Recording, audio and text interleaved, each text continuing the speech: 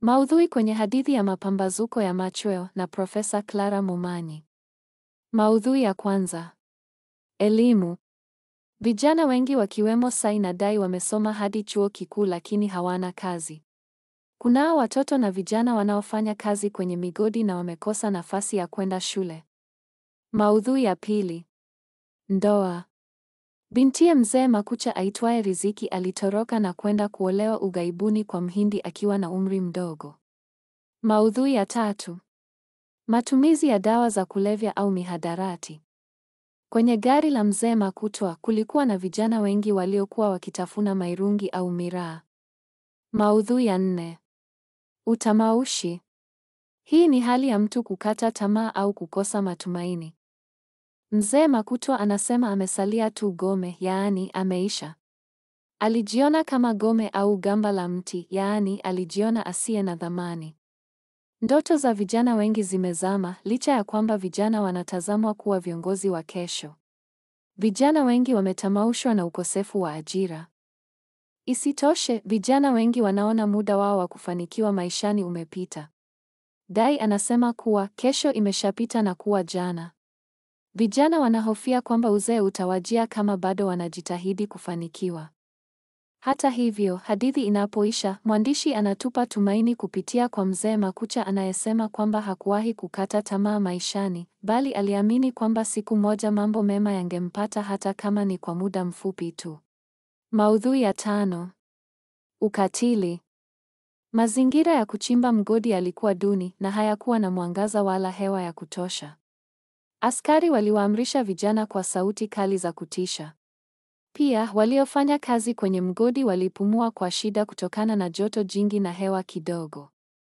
Pia, walioingia kwenye mgodi hawakuruhusiwa kutoka kabisa.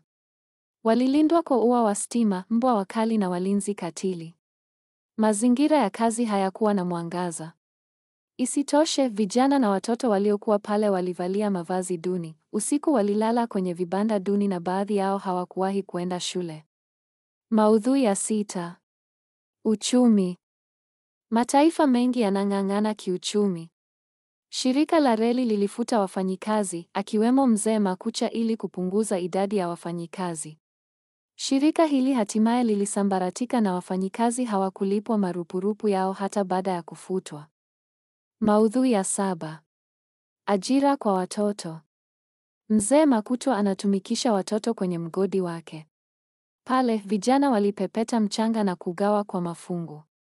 Watoto hata wale wa chini ya miaka 10 walidondoa vijiwe. Manyapara au askari nao waliajiriwa ili kuwachunga na kuwaamrisha kazini.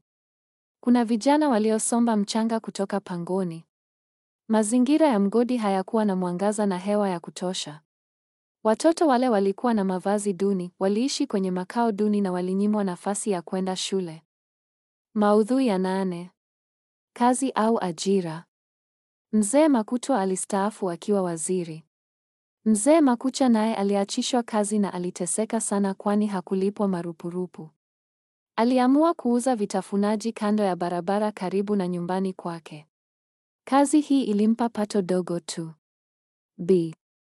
Macheo, mkewe Mzee Makucha, alichuuza vitumbua na kaimati. Mzee Makucha awali alifanya kazi na shirika la reli lakini aliachishwa kazi kampuni ilipokuwa inapunguza idadi ya waajiriwa. Vijana wengi wanazurura mtaani bila kazi. Kuna vijana wengi waliohitimu vyuo vikuu lakini wanazurura bila kazi, kwa mfano Sai na Dai. Vijana wengi wanategemea kazi duni kama vile utingo, uchukuzi na upagazi. Wengine wanaendesha teksi. Nafasi za kazi nazo zimetengewa wachache. Dai anasema kwamba wameona kazi zikienda kwa kina heri wao. Kwa kuhitimisha, mwandishi ameangazia changamoto kadhaa zinazoletwa na vijana kukosa kazi. Swali: eleza changamoto za ukosefu wa ajira kwa vijana.